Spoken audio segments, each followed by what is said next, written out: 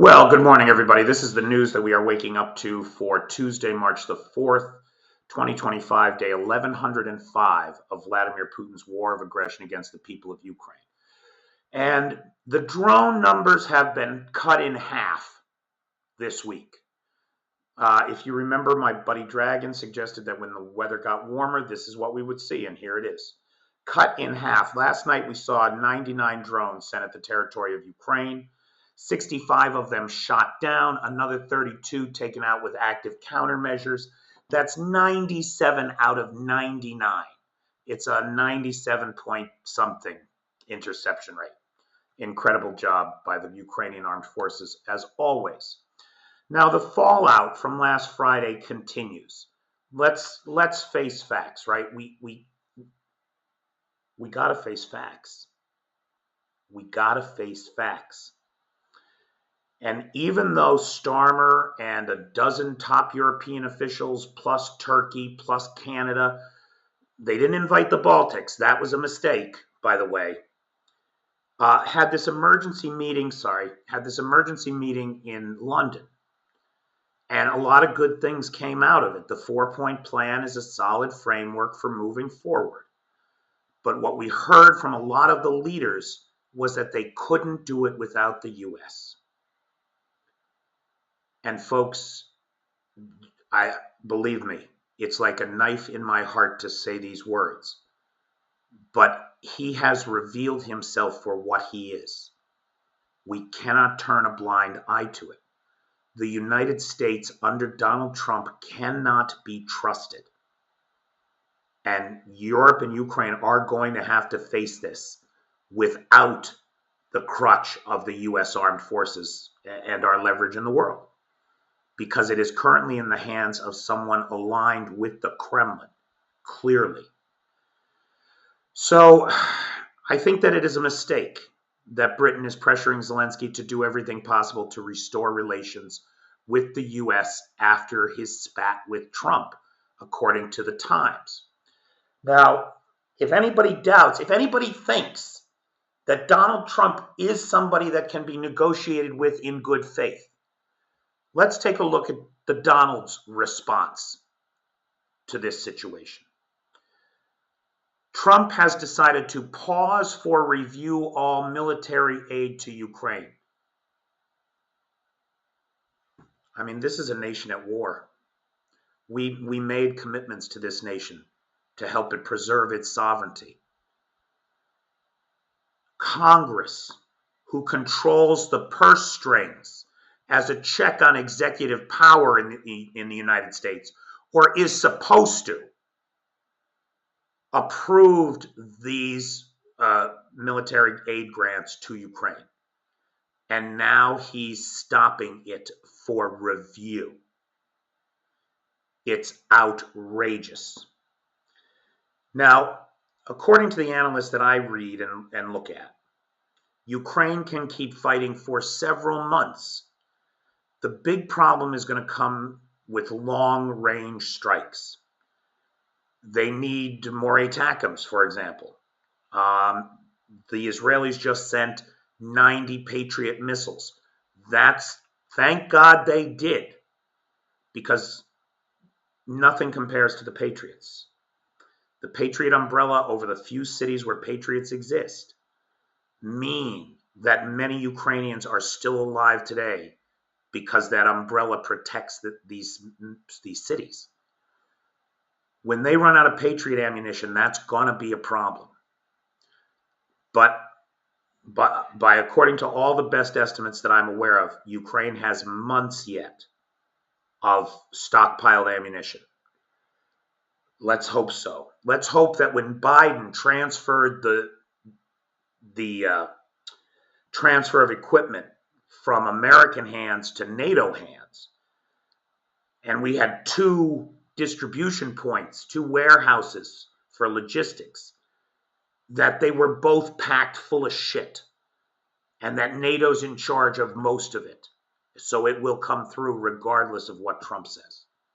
Let's hope so, that it's already in NATO's hands.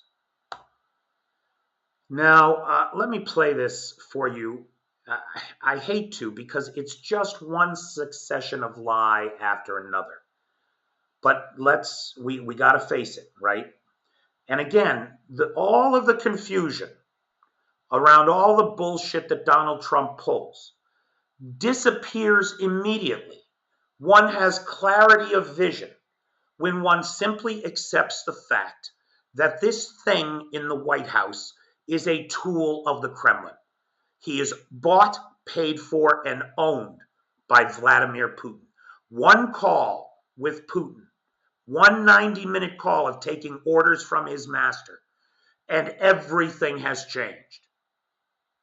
We got to face the facts that the U.S. federal system is being subverted by malign foreign powers in the person of Donald Trump, and that the order to disrupt the federal system, to shut it down, to dismantle it, comes straight from his Kremlin handlers, because that's where it fucking comes from.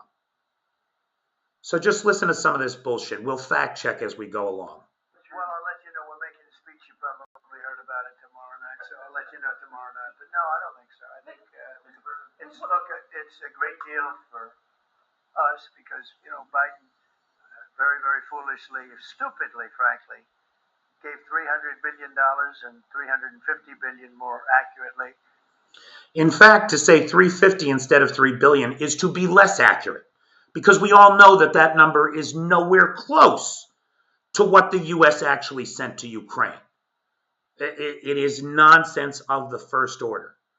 Now, what he's talking about here, just to be clear, is he was asked, is the mineral deal dead? And he seems to think not.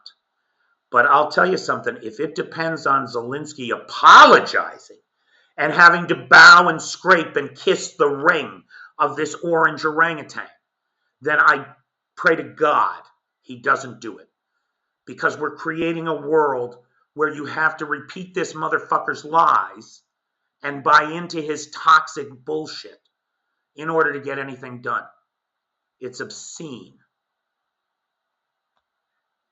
To a country to fight and to try and do things. And you know what happens? Well, I'll let you know. We're making a speech. You probably heard about it tomorrow night, so I'll let you. His entire description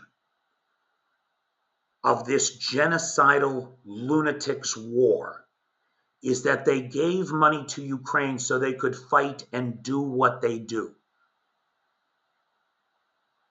This infantile understanding of the world and ability to express basic democratic values in the face of a genocidal onslaught from an autocratic leader hell-bent on the destruction of the United States demonstrates fully the complicity of Donald Trump as a creature of the Kremlin. I am sorry, America, but we have got to face this, and we have got to determine how we are going to stop him. Oh, sorry. Let me see if I can get this right here. $100 billion and $350 billion more accurately to a country to fight and to try and do things. And you know what happened? We get nothing. Just gave it. And we could have rebuilt our entire. We get nothing. To say such a thing is to tell me that you don't understand anything about the international rules-based order, nor the threat the autocrats pose to it. And that makes sense, because he's not interested in rules. He's interested in extending his gangster empire of thieves, thugs, and rapists as far as he can around the world. He wants to him and Putin are the gods of the day and are going to carve the world up between them. This is a violation of everything that we are supposed to hold dear as Americans. The rule of law, the idea that all men are created equal and entitled to equal protection under the law. Not anymore. You got $5 million, you can be an American citizen. From a cartel, You got 5 million. Okay, come on in. You're a Russian gangster? No problem. You got 5 million? Come on in. We're going to give you a whole new permanent underclass that you can exploit and buy and sell in the American people themselves, in the bodies and the lives of the American people. That's what Trump wants. The permanent underclass that the Russians and the Saudis depend on. I don't know why that won't work. Well, I'll let you know we're making a speech. You rebuilt our U.S. Navy, so he gave it away as fast as the money could be got. He's still lying about the $350 billion and lying about the fact that we didn't get anything for it. More than that. And what we need, it's very important for this business that we're talking about here with chips and semiconductors and everything else. We need rare earths. And the deal we have is we have the finest rare earths. Now, that's about the end of that. Listen to what he said there. He accuses Zelensky of having no cards. Zelensky has the cards. 5% of the world's neodymium is here. Musk can't build Teslas without neodymium magnets. Can't be done. He can't do it without lithium. There's a big lithium deposit here. Literally, the front line runs right over it right now. It's split between the two opposing armies. But Musk wants it, needs it, has to have it. And we know that the Chinese have already banned the exports of gadolinium, gallium, antimony, graphite, right? All the things you need to keep producing electric vehicles and chipsets. They're not selling them to us anymore. That's a problem. So Zelensky has the cards. He's got what America needs right now. Why has China stopped selling them to us? Because of Trump's stupid tariffs trade war. That's going to lead to a global recession. Like there's no doubt about that. That is where these things lead, right? In 8th grade, we all learned about Smoot-Hawley tariffs and how it created the Great Depression, deepening it and lengthening it for years. And now he's put tariffs on Mexico and Canada too. He's not looking to crash the U.S. economy. He's looking to crash the North American economy and impoverish our neighbors along with the American people. That's the only explanation for what he is doing economically. Because nobody believes that tariffs generate revenue.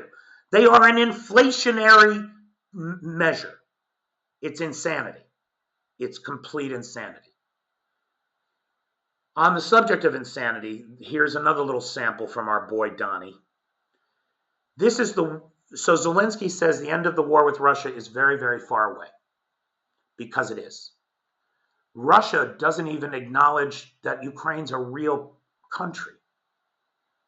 Russia has stolen tens of thousands of Ukrainian children. Russia tortures Ukrainians every day in POW camps. They just tortured a journalist to death, a female journalist, no less. One cannot even imagine the horror that she suffered at the hands of these animals. And we're talking to them like they're partners. The only reason we're doing that is because we're no longer a partner either. We're part of the gangster mafia that's trying to rule the world and subvert freedom and democracy in it. It's insanity that we should live to see this in our lifetimes. So Zelensky made a statement that, as far as any of us can see, is true. To which Trump, in his desperation to serve his master Vladimir, says this is the worst statement that could have been made by Zelensky. And America will not put up with it for much longer. The victim blaming is disgusting. I mean, it literally made me throw up in my mouth last night watching him talk. the idea that this draft-dodging loser would dare to insult a free and sovereign nation fighting for its very existence and make this childish, foot-stomping, toddler tantrum, and America will not put up with it? Get the fuck out of here, you perverse, narcissistic cunt. It's unbelievable. It is what I was saying. This guy doesn't want there to be peace as long as he has American backing. And Europe, in the meeting they had with Zelensky, stated flatly they cannot do the job without the U.S. Probably not a great statement to have made in terms of a show of strength against Russia. What are they thinking? Now, he is right about that. And look, I get it. No European leader has ever lived in a Europe that wasn't supported by American security guarantees. I get it. That's the status quo. But it is naive to think that America will be there for you now. It is in the hands of a wannabe tyrant. And he is doing everything he can to consolidate his power, undermine the Constitution following the Orban playbook. And he's now got the courts in his pocket. So the idea that you can trust America, the idea that you can trust the Trump administration, it is as naive a notion as saying you can trust Putin. There is no one he hasn't thrown under the bus when it suited him, and he will do it every time. And it pains me deeply to say these things. But we have to face it. We have to face this new reality. Musk is sure not helping. With this bullshit here, Zelensky wants a forever war, a never-ending graft meat grinder. This is evil. No, sir. What is evil is to misrepresent the sacrifice of the Ukrainian people in the face of this autocratic genocide. That's what's evil here. Now, Europe, for its part, is responding. There's still a lot of talk about we need the U.S., we need Zelensky to make nice with Trump, yada, yada. But they got to get over that bullshit. And they got to focus on what they can do. And they can do a lot. Dr. K from Karistocracy has a great video on this about what Europe can do. I recommend it. What they are doing is they're putting together an $800 billion Euro security proposal. And it has 5 essential legs to it. Suspending the budget rules that limit defense spending. Proposing a financial instrument to provide 150 billion euros of loans to member states for defense investment. Using the existing EU budget to direct more funds toward defense, right? So ramping up defense, and making the money available to do it through the European Investment Bank to drop limits on lending to defense firms, and the creation of a savings and investment union to help companies access capital so that they can provide the munitions that are needed to secure the battlefront here in Ukraine and to secure the defense of every EU member in the face of potential Russian onslaught, which frankly everybody is facing if Ukraine falls. It is much cheaper to let the Ukrainians fight this war, everybody. Now, on the subject of cards that Ukraine has, there's the export of crude oil from Russia, the oil and gas industry, and its targeting, which continues. So an oil depot is burning today in Chertkova. The Rostov Oblast local residents reported the fire started after a drone attack. At least 1 storage tank is burning. It may be as many as 3, but we're waiting for confirmation on that. Now, this video I'm going to play you. Take a look at this. This is an S300, S400. Those were the Telars and radar trucks. This, what you're looking at here, is an S400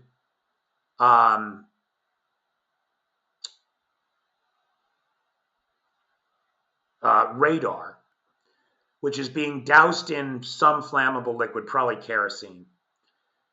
And these things cost tens of millions of dollars. Whoops, why did that do that? Sorry. These things cost tens of millions of dollars. Now dig it. This video appeared, and it shows one of these S-400 components burning. It's not the only one to burn today. There's one burning in Crimea too. And so we're hearing, I need more facts, but we are hearing some interesting things about the skies and who's got air superiority these days. Ukraine's relentless focus on taking out Russian air defense seems to be resulting in a new dynamic in the sky. We're getting reports of F-16s flying close combat support missions.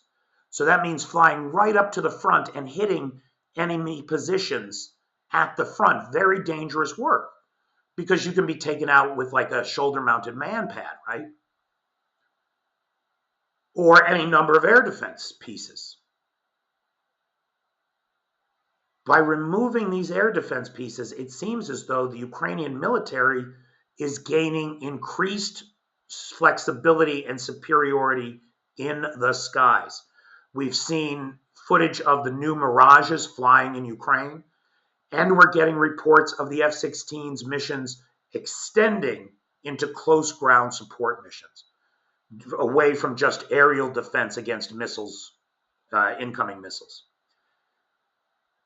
That plus the recent breakthrough in Touretsk, which seems to be facilitated by man-pads. Man-pads, apparently there's no longer any shortage of man-pad ammunition. And the Ukrainians have been firing at Russian aviation around Touretsk particularly. Now, I'm unaware of any planes or helicopters being taken out by this fire, but we're getting reports that the bombing sorties have been reduced greatly. And we think it's because of fear of the planes being shot down. So it could be that that's contributing to some of the frontline advances that we're seeing the Ukrainians make as well. But I'm going to get more information on that, and we'll talk about it in more detail.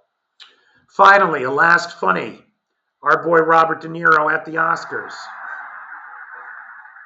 I'm going to say one thing. Fuck Trump. And not only does he say fuck Trump, but look at how the crowd responds. They literally are on their feet. It's no longer down with Trump, it's fuck Trump. That, my friends, is a bunch of real Americans. Right there.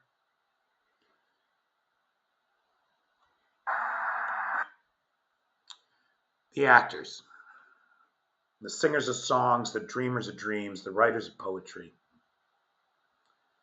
the people with hope for the future for our fellow men, not the cynical, transactional, animalistic, retarded, infantile bullshit we see coming out of this White House.